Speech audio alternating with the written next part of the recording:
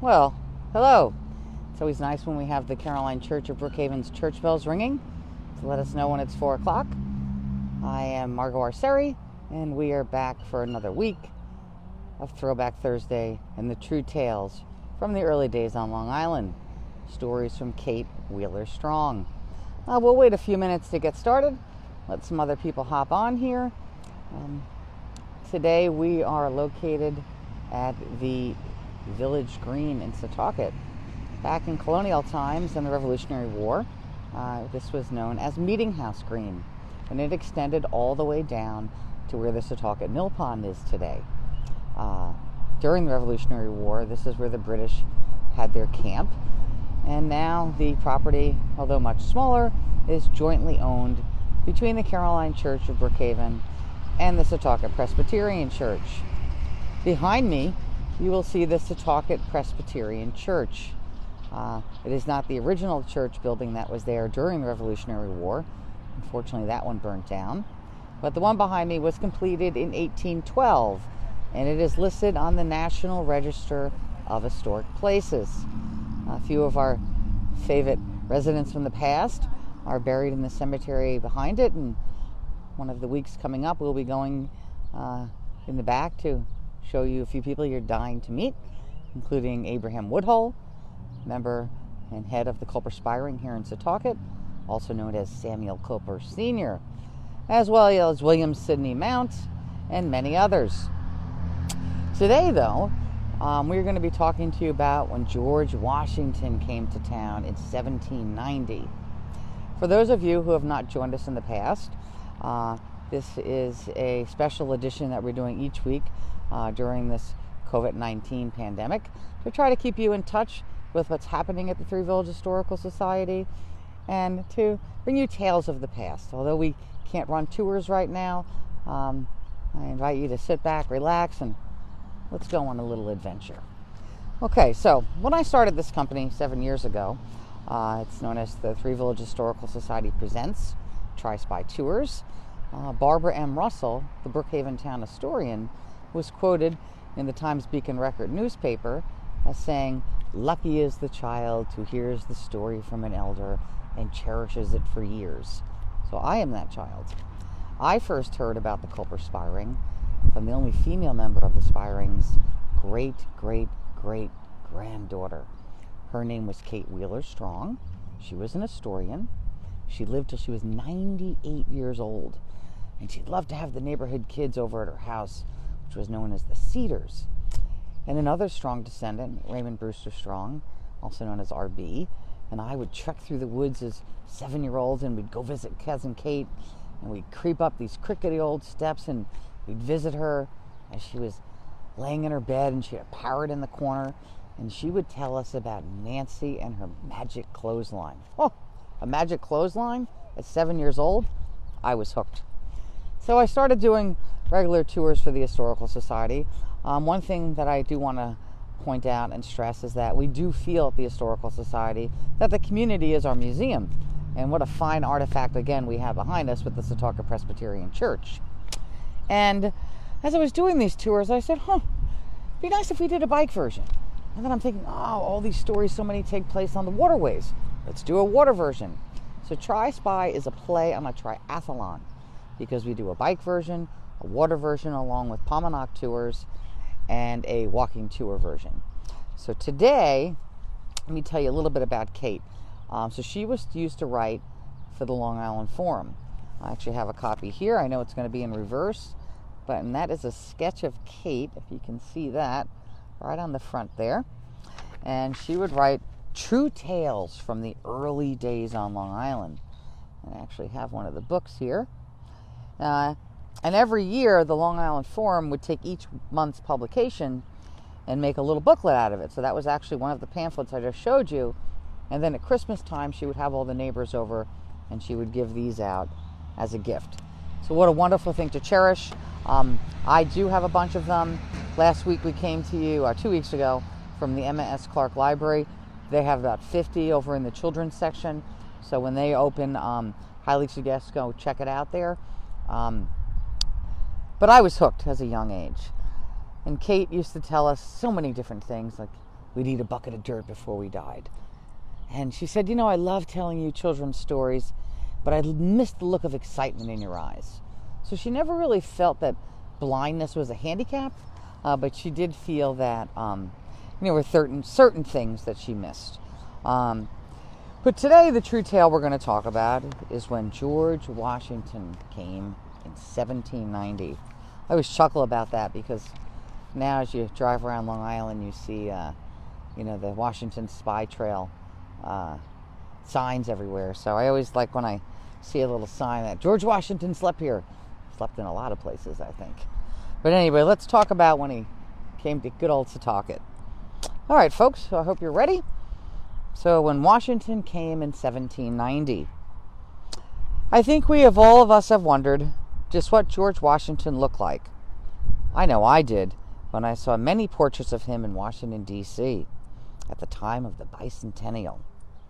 But there was one woman who had seen him as a very little girl, who always declared he looked exactly like Gilbert Stuart's portrait. It was back in 1790 when Washington made his famous visit to Long Island.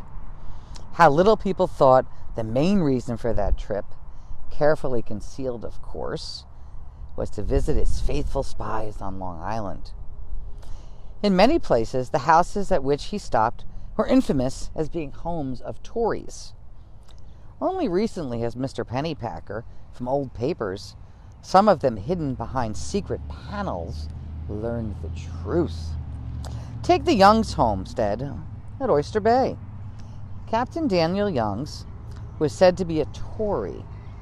Even his descendants, proud as they were of Washington spending the night at their home, did not understand it. When the gallant president left the next morning, he kissed Keziah, the 18-year-old daughter, on her left cheek.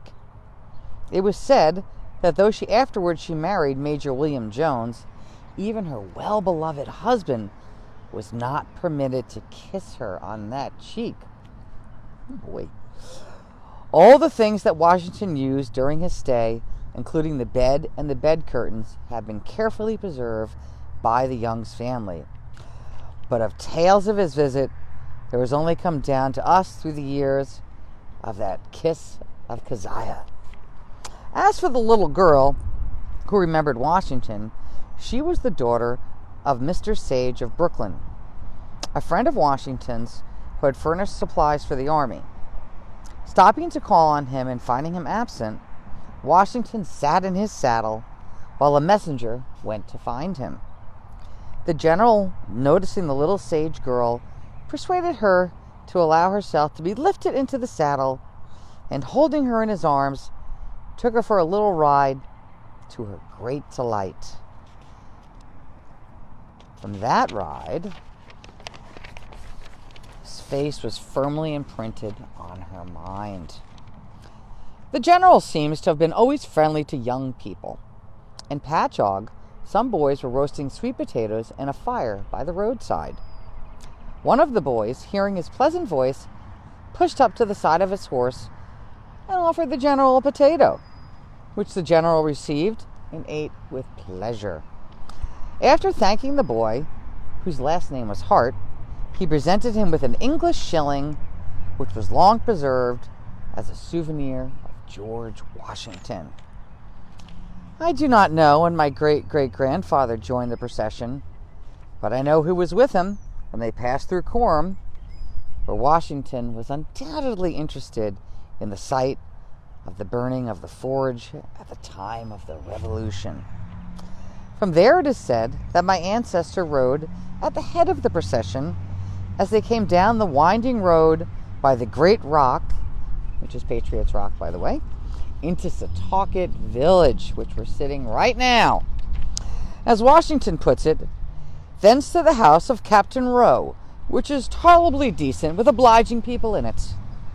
This house was built by Silas Strong in 1703, and though it has gone out of the Strong family in 1795, it was the home of his ancestors that my great-great-grandfather guided General Washington.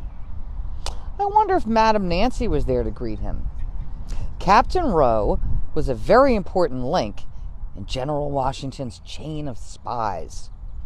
He was to have accompanied the party on their trip. Whether he spurred his horse not wisely, but too well, we do not know the major facts, but Rowe's horse threw him and broke his leg, so he could not join the trip. Of my ancestors' ride with the general, only one remark of Washington's has come down to us. In planning the stops, he said, "Gentlemen, I always believe in keeping to the old traditions."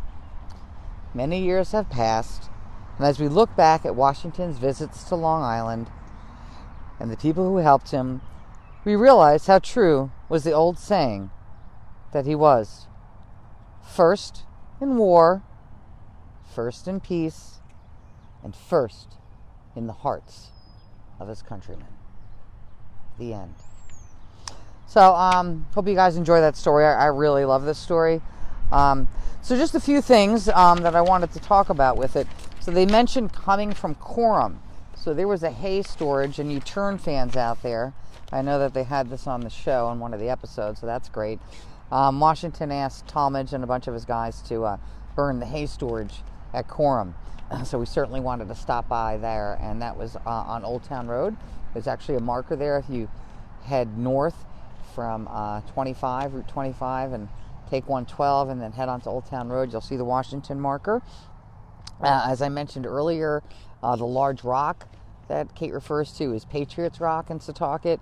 25A, the section from North Country Road and Bennett's Road, like where the Bank of America is after you come off of Nichols, all the way past the post office and the St. James Church and through town was not there. The original 25A went down Main Street, wrapped around the pond, came up past Emma Clark Library, and right before you get to Setauket School, there's a traffic light. And if you look to your right at the beginning of the school grounds, you'll see a little mile marker. And that is the original 25A mile marker.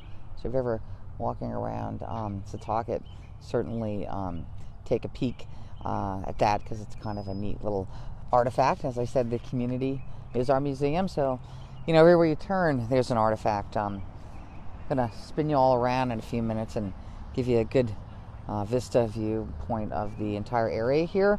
The other thing I really want to tell everybody is that we miss you at the Historical Society, and we cannot wait to see you again and to have you back. So just wanted you to know that we miss you, and we cannot wait to see you again. So please know that we are thinking of you.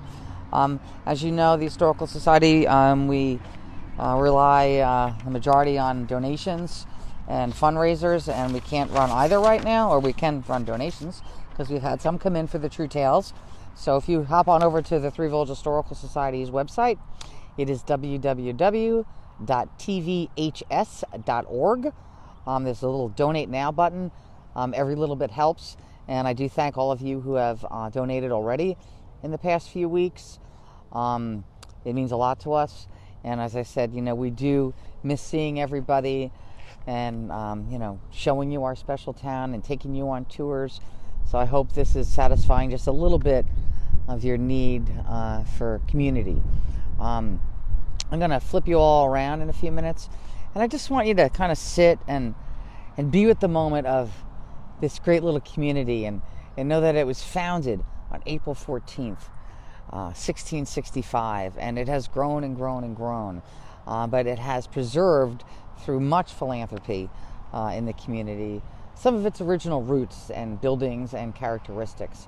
So I'm going to flip you all around and show you just a little bit of the village green here, and then we'll bid you adieu, and we will see you next week. And I haven't dug up the story yet, so I'm thinking I might do something a little outside the box.